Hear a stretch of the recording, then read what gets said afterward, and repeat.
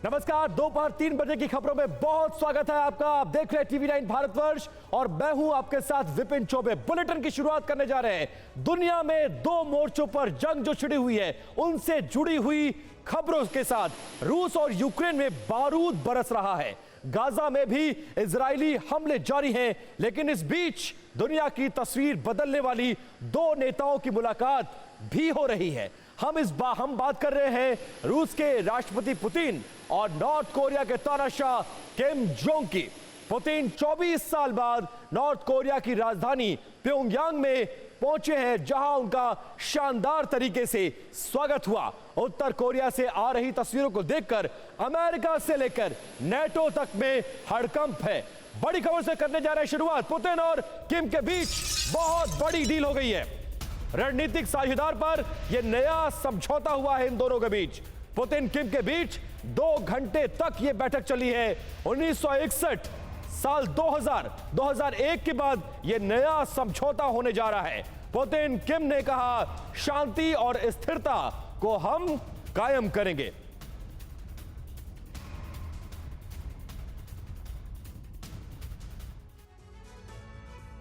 और 24 साल बाद रूस के राष्ट्रपति व्लादिमीर पुतिन नॉर्थ कोरिया पहुंच गए हैं। किम के साथ पुतिन की इस मुलाकात पर इस वक्त पूरी दुनिया की नजर है। सबसे पहले आपको इस महा मुलाकात की हम 6 तस्वीरें दिखाने जा रहे हैं। पहली तस्वीर देखिए, एयरपोर्ट पर पुतिन के जोरदार स्वागत की तस्वीर है। दूसरी तस्वीर में दोनों नेताओं की लंबी बातचीत करते नजर आ रहे हैं। इसके बाद तीसरी तस्वीर में कार में सवार होने से पहले पुतिन और किम एक दूसरे को गाड़ी में बैठने के लिए बार बार कहते नजर आए। चौथी तस्वीर में पुतिन के स्वागत में भव्य बाइक रैली निकाली गई और सड़क के दोनों ओर खड़े लोगों की भारी भीड़ वहां पर नजर आई। पांचवी तस्वीर गार्ड ऑफ ऑनर की और छठी तस्वीर में पुतिन किम के उस ग्रैंड वॉक की, जिसे देखकर पश्चिमी देशों के नेताओं की धड़कनें बढ़ जाएंगी। और देखिए, पुतिन किम की मुलाकात पर क्यों है पूरी दुनिया की नजर। यह मुलाकात इतनी ज्यादा अहम क्यों हो गई है, यह आपको बिग वॉल के जरिए बताने की कोशिश करते हैं। दुनिया की नजरें क्योंकि 24 साल बाद नॉर्थ कोरिया पहुंचे हैं पुतिन, और इससे पहले आखिरी बार जुलाई 2000 में पुतिन ने नॉर्थ कोरिया का दौरा किया था। इसका ग्लोबल एजेंडा क्या है? पश्चिमी प्रभुत्व को चुनौती, यानी पूरे यूरोप और वेस्टर्न को यह बड़ी चुनौती, यह गठजोड़ देता हुआ नजर आएगा। बहुध्रुवीय व्यवस्था बनाना है इसका मुख्य मकसद, इसीलिए इन दोनों नेताओं ने हाथ मिलाया है।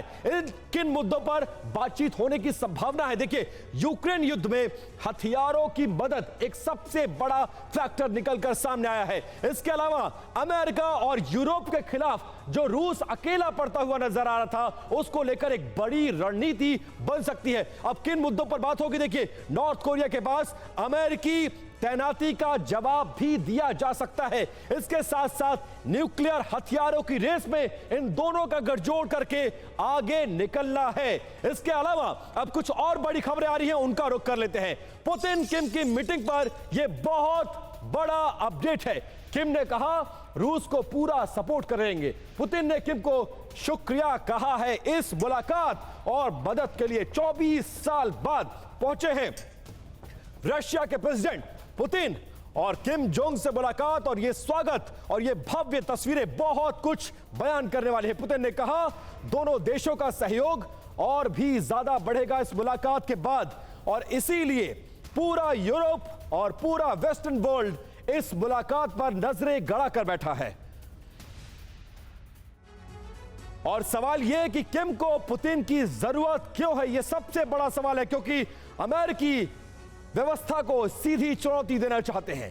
साउथ कोरिया से जंगी तनाव के बीच यह मुलाकात बहुत ज्यादा मायने रखता है। जापान के साथ भी तनातनी चल रही है, लिहाजा इस बीच ये मुलाकात के कई सारे मायने और कई सारे अर्थ निकाले जा रहे हैं। अगली बड़ी खबर का रुख करते हैं।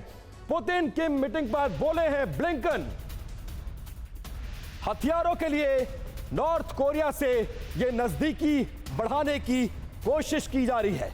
युद्ध में रूस को हथियार कम पड़ रहे हैं, इसलिए यह मुलाकात की जा रही है। किसी भी तरह हथियार चाहता है रशिया, और इसीलिए इस वक्त इस मुलाकात की प्लानिंग की गई है। हथियारों के लिए कुछ भी कर सकते हैं पुतिन, इसीलिए 24 साल बाद वो पहुंच गए हैं नॉर्थ कोरिया और किम जोंग से उनकी मुलाकात चल रही है।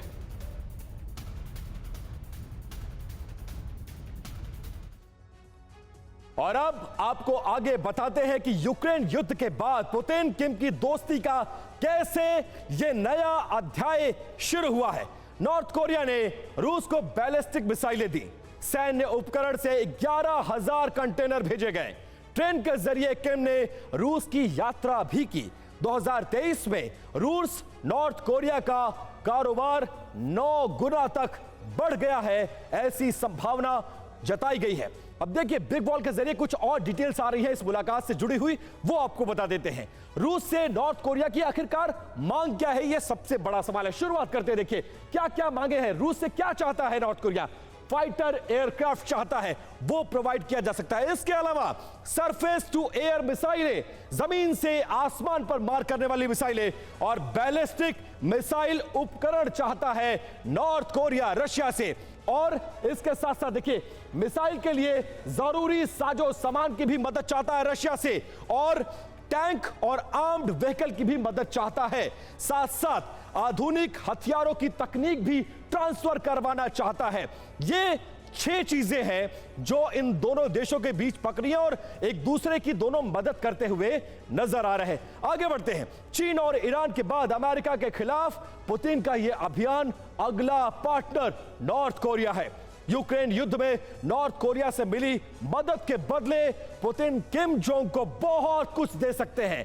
पुतिन नॉर्थ कोरिया को इतना शक्तिशाली बनाना चाहते हैं कि भविष्य में अमेरिका के लिए यह एक देश एक बड़ी चुनौती साबित हो सके।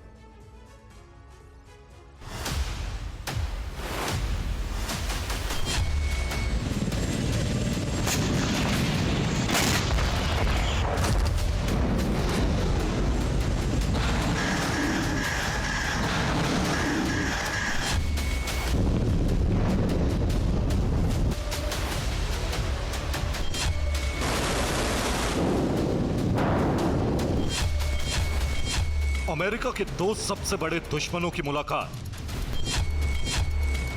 समझौतों की ऐसी सीरीज जो अमेरिका के लिए सबसे अधिक घातक साबित हो सकती है। पुतिन ने नॉर्थ कोरिया के दौरे से जो पैगाम दिया है वो तनाव के नए तूफान की शुरुआत कराएगी, और इसका अंजाम क्या हो सकता है, इसका संकेत इन 2 तस्वीरों से मिलने लगा। प्रशांत महासागर की ये 2 तस्वीरें देखिए। एक तरफ रूस के युद्धपोत यहां युद्धाभ्यास के लिए पहुंच चुके हैं, तो दूसरी तरफ अमेरिका के B-2 बॉम्बर्स ने उड़ान भरी।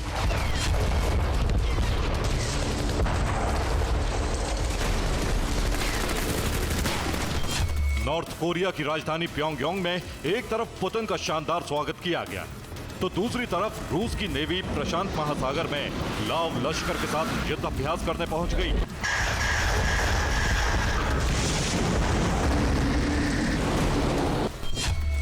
पुतिन और किम जोंग की यह मुलाकात बेहद अहम साबित हो सकती है, क्योंकि 24 साल बाद पुतिन नॉर्थ कोरिया के दौरे पर गए। 9 महीने पहले किम जोंग ने मॉस्को की यात्रा की थी। रूस को हथियारों की सप्लाई कर रहा है नॉर्थ कोरिया।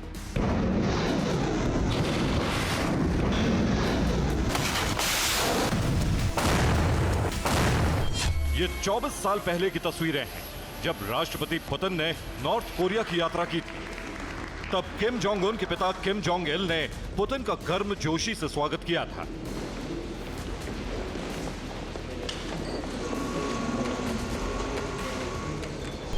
रूस और नॉर्थ कोरिया के बीच तब से दोस्ती की जो शुरुआत हुई थी, उससे सबसे अधिक मजबूती यूक्रेन युद्ध को मिली।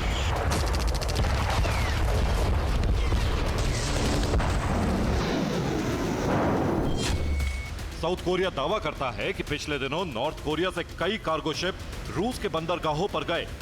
दावा किया गया कि नॉर्थ कोरिया से अब तक 10,000 कंटेनर रूस भेजे गए। साउथ कोरिया दावा करता है कि नॉर्थ कोरिया के सभी कंटेनर में हथियार थे।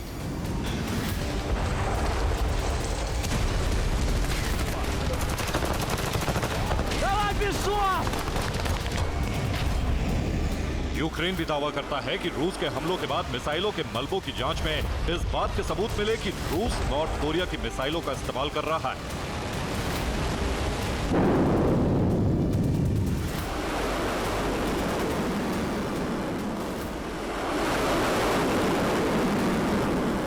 किम जोंग ने मॉस्को यात्रा के दौरान पुतिन से मुलाकात की थी और उन्हें नॉर्थ कोरिया आने का न्योता दिया था।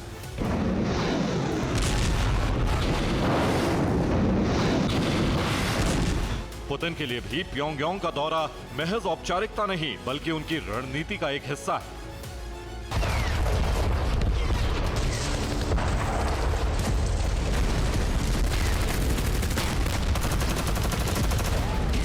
पुतिन के एंटी अमेरिका प्लान में इस वक्त नॉर्थ कोरिया की अहमियत काफी बढ़ चुकी है, क्योंकि पुतिन नॉर्थ कोरिया में रूसी सेना का बेस बनाने की योजना पर काम कर रहे हैं।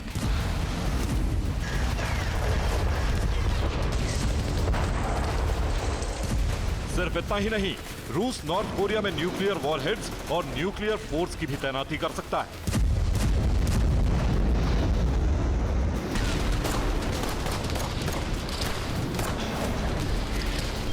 यही वजह है कि पुतिन और किम की मुलाकात के साथ ही नाटो में खलबली है। नाटो महासचिव ने कहा है, नाटो परमाणु हथियारों की संख्या बढ़ा सकता है। दुनिया में परमाणु हथियारों की नई रेस की आशंका है। नाटो को पहली बार चीन रूस से न्यूक्लियर खतरा हो सकता है।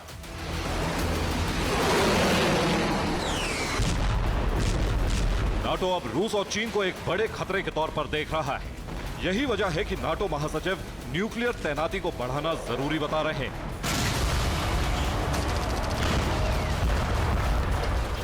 आपको दिखाते हैं कि इस वक्त नाटो और नाटो के दुश्मनों की एटमी शक्ति कैसी है।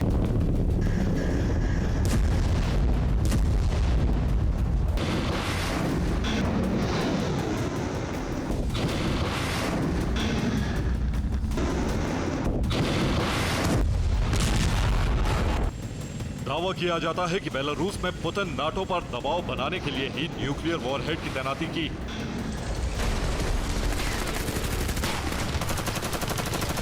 इसके जवाब में पोलैंड में अमेरिका न्यूक्लियर वॉरहेड की तैनाती की योजना बना चुका है।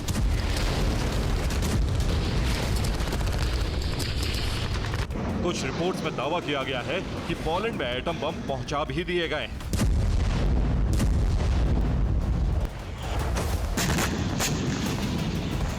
लेकिन फिलहाल मौजूदा आंकड़ों के मुताबिक इस वक्त अमेरिका के कई एटम बम अलग अलग देशों में मौजूद हैं। अमेरिका के घातक बम बेल्जियम, नीदरलैंड्स, इटली, जर्मनी और तुर्की के बेस पर मौजूद हैं। जर्मनी के पास अमेरिका के परमाणु बम हैं।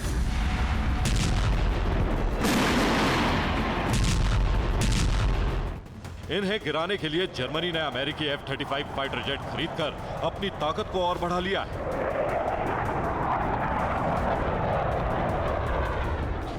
नाटो के लिए यह सचेत होने का वक्त इसलिए है क्योंकि पुतिन के नॉर्थ कोरिया की यात्रा के साथ ही उनकी नेवी की मूवमेंट भी अलग अलग दिशाओं में हो रही।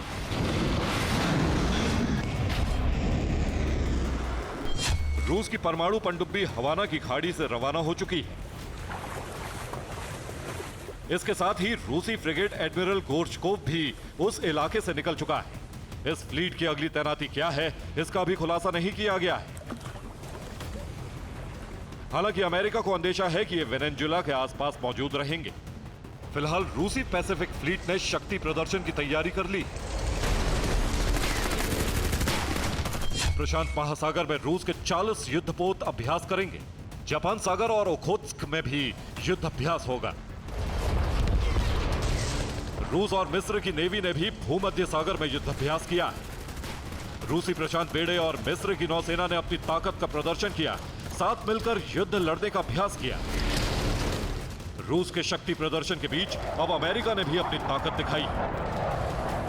पैसिफिक के ऊपर B-2 स्पिरिट बॉम्बर और उसके पीछे F-22S और F-35S जैसे घातक लड़ाकू विमानों की उड़ान की तस्वीर जारी करके पेंटागन ने जता दिया कि पैसिफिक में किसी भी जरूरत का माकूल जवाब दिया जाएगा।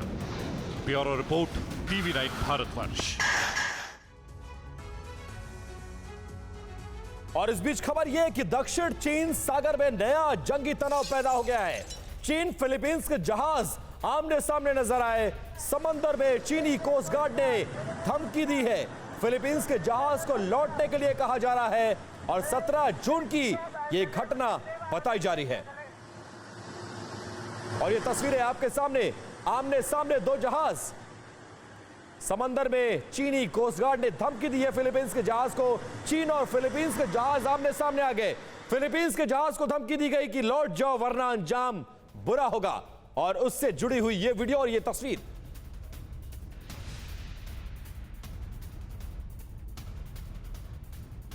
और अगली बड़ी खबर, बैरेंट सागर में रूस की बारूदी ड्रिल देखने को मिली है। नॉर्दर्न फ्लीट ने समंदर में युद्धाभ्यास किया है। न्यूक्लियर पनडुब्बी से मिसाइल लॉन्च की है और सेवरेड विंग्स और ओरल सबमरीन से यह ड्रिल की गई है। तो अपनी ताकत का प्रदर्शन करता हुआ रशिया एक बार और नजर आया और इसके जरिए एक बार फिर से बड़ा संदेश देने की कोशिश।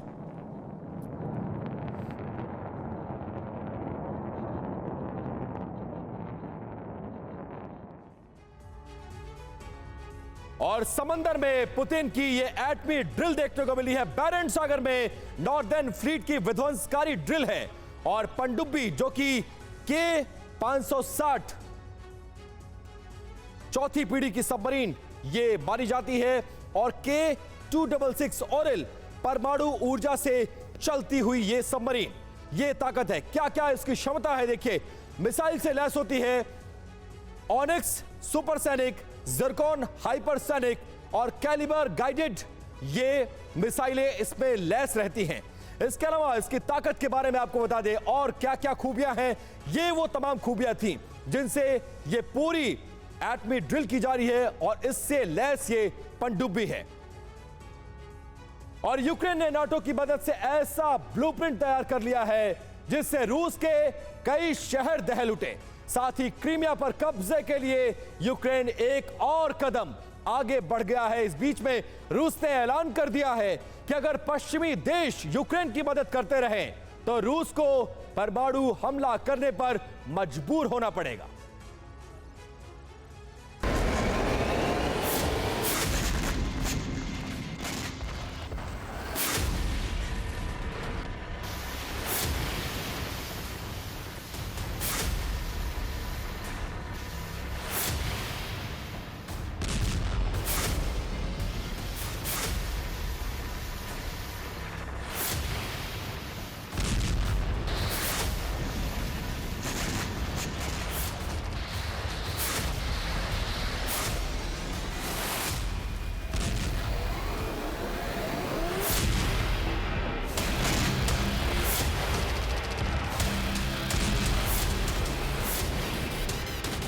हालात बदल गए, वक्त बदल गया और जज्बात भी।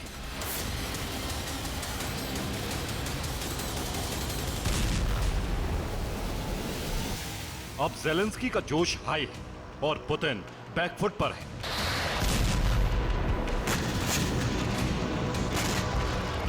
कुछ महीने पहले तक तबाही की जैसी तस्वीरें यूक्रेन से आ रही थी, अब वैसी ही तस्वीरें रूस से आने लगी।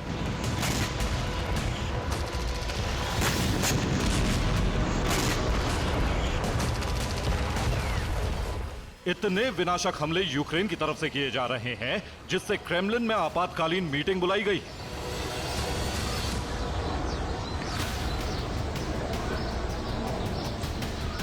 अब यूक्रेन विध्वंस का नया ब्लूप्रिंट बनाया जा रहा है क्योंकि यूक्रेन रूस के उन ठिकानों को निशाना बना रहा है जो युद्ध में काफी अहम होते हैं।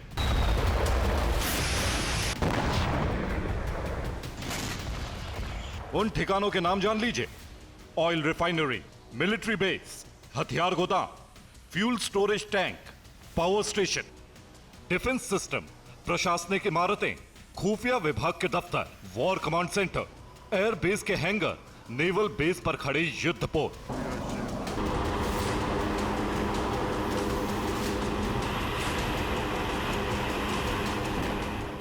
यूक्रेन ने पिछले 2 हफ्ते में क्रीमिया पर 10 से ज्यादा हमले किए हैं, जिसमें 3 हमले काफी बड़े थे, जिसमें क्रीमिया के 2 नेवल बेस पर काफी नुकसान हुआ। यूक्रेन के टारगेट पर रूस की सीमा से सटे इलाके हैं जहां यूक्रेन ड्रोन भेजकर तबाही मचा रहा है। कुछ इलाकों में तो यूक्रेनी सैनिक भी जा घुसे थे।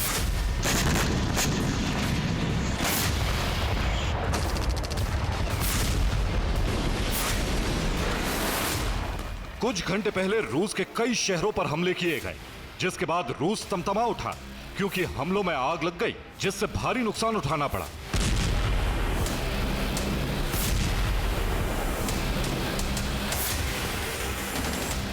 साथ ही रूस को यूक्रेन में कॉम्बैट ऑपरेशन रोककर डिफेंस पर फोकस करना पड़ रहा है।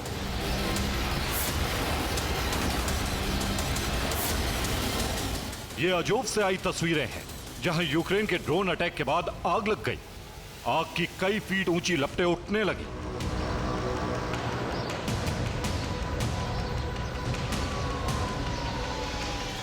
पूरे शहर में सायरन बजने लगे। इसी दौरान एक बार फिर से ड्रोन हमला हुआ, जिससे अजोव दहल गया। इस बार ऑयल टैंक में आग लग गई, जिसे बुझाने में कई घंटे लगे।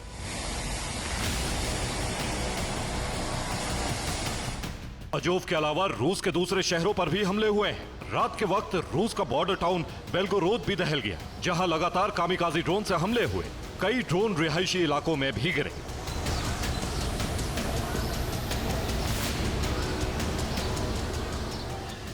एक तरफ रूस के शहर दहल गए, दूसरी तरफ पोर्ट सिटी क्रीमिया पर इस हफ्ते में तीसरी बार हमला किया गया, जहां सेवेस्तोपोल और नोवोरोसिस्क को निशाना बनाया गया। इसके अलावा क्रीमिया में लगे डिफेंस सिस्टम को भी तहस नहस कर दिया।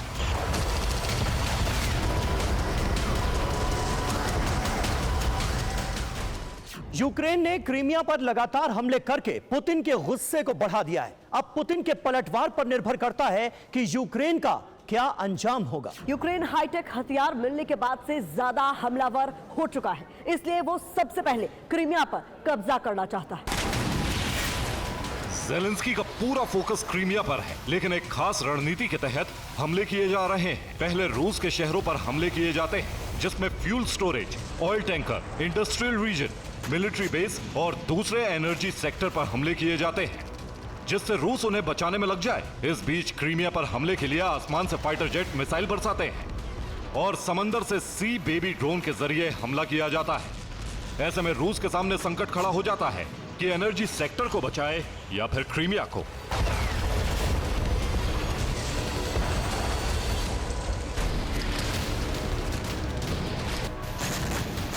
इस बीच यूक्रेन ने अमेरिका पर बहुत बड़ा आरोप लगाया है। F-16 पायलट को ट्रेनिंग देने में अमेरिका पूरी तरह से विफल रहा।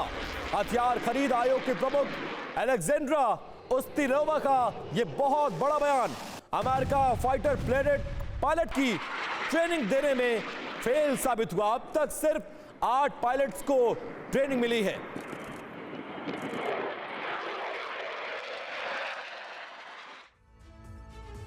और यह खबर बताती है कि F-16 पर यूक्रेन को उस अमेरिका से बड़ा धोखा मिला जिसके दम पर वो पूरा युद्ध लड़ रहा है। देखिए अमेरिका ने क्या वादा किया था, यूक्रेन को 60 F-16 विमान देंगे और साथ साथ विमानों के लिए यूक्रेनी पायलट को ट्रेनिंग देने का वादा किया था अमेरिका ने। लेकिन अमेरिका वादे से पलट गया। अब यूक्रेन क्या आरोप लगा रहा है, पायलटों को ट्रेनिंग देने में अमेरिका पूरी तरह से फेल साबित हुआ और विफलता पर बहाना बना रहा है अमेरिका। ये आरोप, गंभीर आरोप यूक्रेन के द्वारा अमेरिका पर लगाया गया है और इसी के साथ इस युद्ध में एक नया टर्न लेता हुआ नजर आ रहा है। अब देखिए इस बीच यूक्रेनी सेना के आरोप के बाद रूस ने यूक्रेन से क्रीमिया हमलों का जबरदस्त प्रतिशोध लिया है। ईस्टर्न फ्रंट लाइन पर रूसी सेना ने यूक्रेन पर बड़े प्रहार किए हैं। बख्मुत, खार्किव, रोज़दिव्का समेत कई इलाकों पर रूस ने 500 बम बरसाए हैं। इसके साथ ही रूस ने थर्मोबैरिक रॉकेट से भी यूक्रेनी सेना पर कई जबरदस्त हमले किए हैं।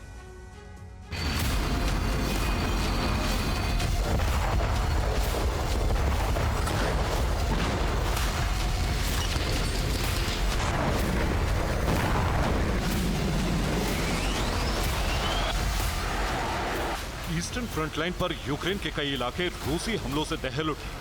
यूक्रेनी सेना ने रूस के कब्जे वाले क्रीमिया पर हमले शुरू किए और इसके जवाब में रूसी सेना ने यूक्रेनी शहरों पर बारूदी वर्षा शुरू कर दी।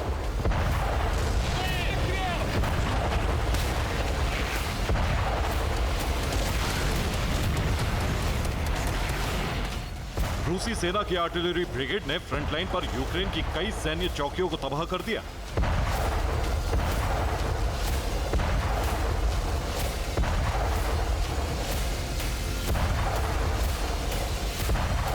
रूसी रक्षा मंत्रालय के मुताबिक रूस के हमलों में 24 घंटे में यूक्रेन के 535 सैनिकों की मौत हुई है। इसके साथ ही रूस ने अमेरिका से मिले कई सैन्य वाहन और उपकरण भी तबाह किए हैं। रूसी वायुसेना की सुखोई स्क्वाड्रन ने फ्रंट लाइन के यूक्रेनी मोर्चों पर जबरदस्त हमले किए। रूस के फाइटर जेट्स ने यूक्रेनी सेना पर फाब 500 बम से प्रहार किया।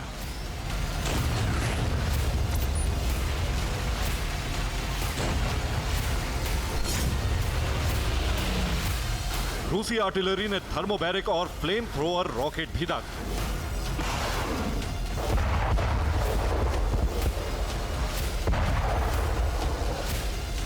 रूसी रक्षा मंत्रालय के मुताबिक सेना ने toss 1A multiple rocket launcher से यूक्रेनी चौकियों को ध्वस्त कर दिया।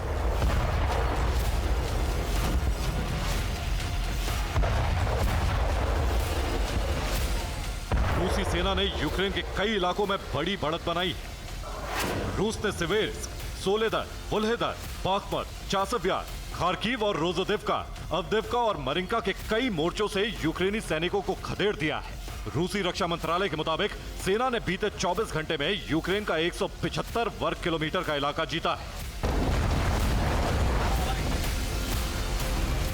यूक्रेन का फोकस क्रीमिया पर है और रूसी सेना का पहला लक्ष्य है यूक्रेन के बहुत अंदर तक अपना स्ट्रॉन्ग होल्ड जमाना।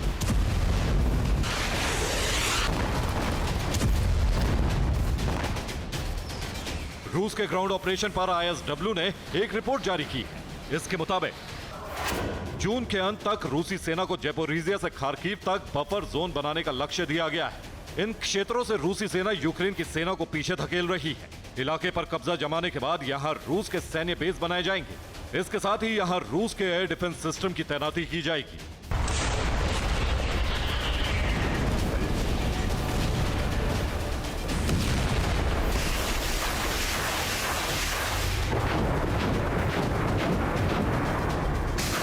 पुतिन के कमांडर ने यह प्लान एक रणनीति के तहत बनाया है, क्योंकि जून के अंत तक यूक्रेन को F-16 फाइटर जेट मिलने की संभावना है।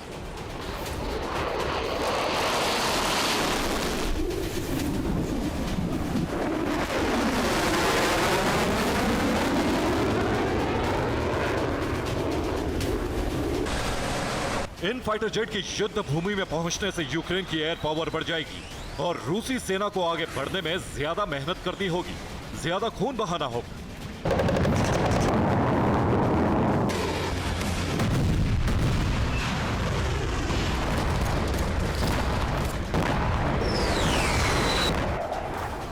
खतरा यह भी है कि अब यूक्रेन में नाटो के पायलट भी उतारे जा सकते हैं।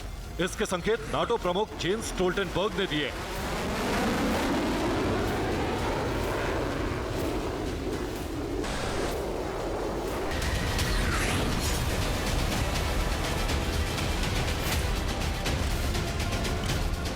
अगर यूक्रेन में नाटो के पायलट उतरे तो विश्व युद्ध छिड़ना तय माना जा रहा है।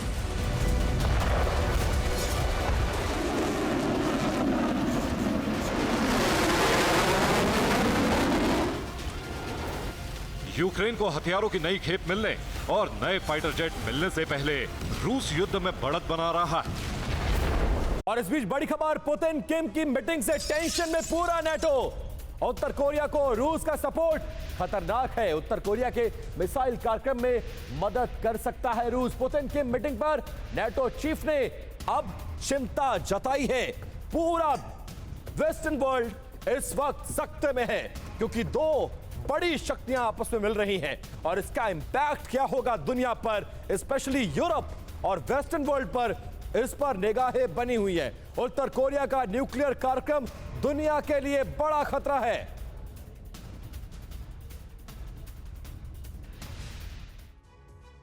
और पुतिन किम की मुलाकात से क्यों टेंशन में है नाटो, वो आपको बता दें। नाटो को टेंशन, यूक्रेन युद्ध में रूस को 3 देशों ने मजबूत किया है।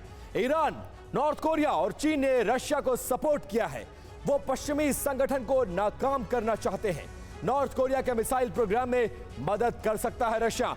नॉर्थ कोरिया को रूसी मदद चिंताजनक है। हथियारों के बदले रूस क्या देगा, इस पर अभी तक कोई भी क्लैरिटी किसी तरफ से नहीं आई है। प्योंगयांग में क्या चल रहा है, यह वेस्टर्न वर्ल्ड देख रहा है। जेम्स स्टोल्टेनबर्ग नाटो चीफ का यह तमाम वो बयान है जिस पर दुनिया की नजरें हैं। और अब एक और वॉर फ्रंट पर हम उससे जुड़ी हुई कुछ और खबरें आपको बता दें। लेबनान में इजराइल का हवाई हमला। हिजबुल्लाह के ठिकानों पर इस बार गिराए गए हैं बम। आईडीएफ के हमलों में हिजबुल्लाह को भारी नुकसान पहुंचा है।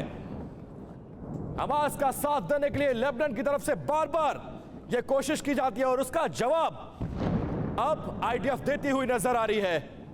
यह दूसरा वॉर फ्रंट है जहां पर टेंशन बहुत ज्यादा हाई है।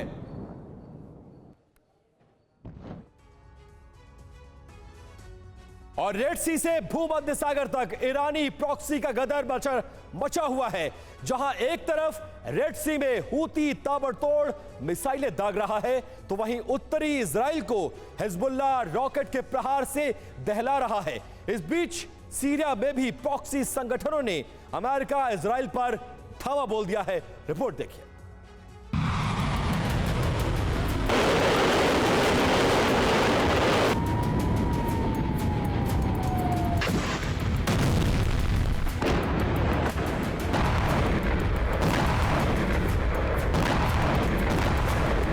क्या गाजा जंग की आंच में पूरा अरब सुलगने वाला है?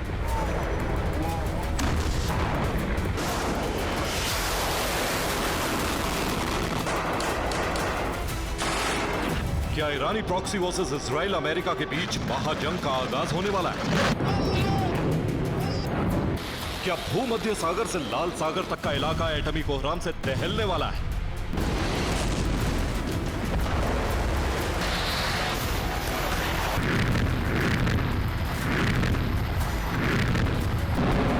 जानते हैं इन आशंकाओं के पीछे की वजह क्या है? इजराइल से लेकर लाल सागर तक ईरानी प्रॉक्सी का बारूदी गदा,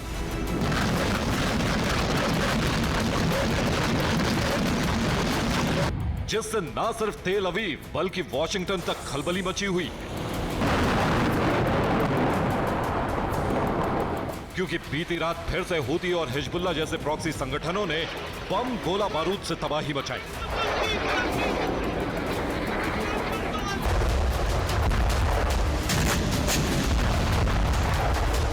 फिर से इजराइल और अमेरिका को गहरी चोट दी।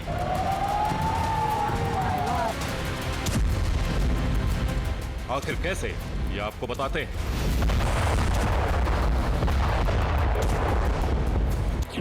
उत्तरी इजराइल पर हिजबुल्लाह ने ताबड़तोड़ मिसाइलें दागी। हिजबुल्लाह ने आईडीएफ के सैन्य अड्डे और बेस पर हमला किया।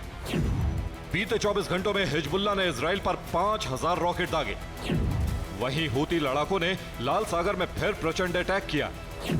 हूती ने यूएस नेवी के डिस्ट्रॉयर पर बैलिस्टिक मिसाइल दागी। हूती ने रेड सी में मालवाहक जहाज को भी निशाना बनाया।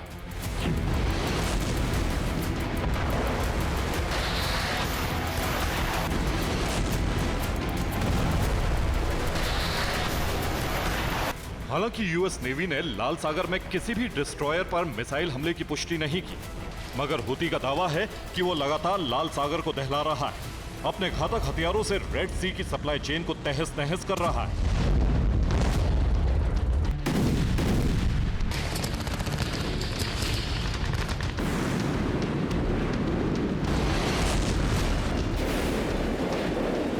और इस बार भी हूती ने कुछ ऐसा ही बारूदी ट्रेलर दिखाया।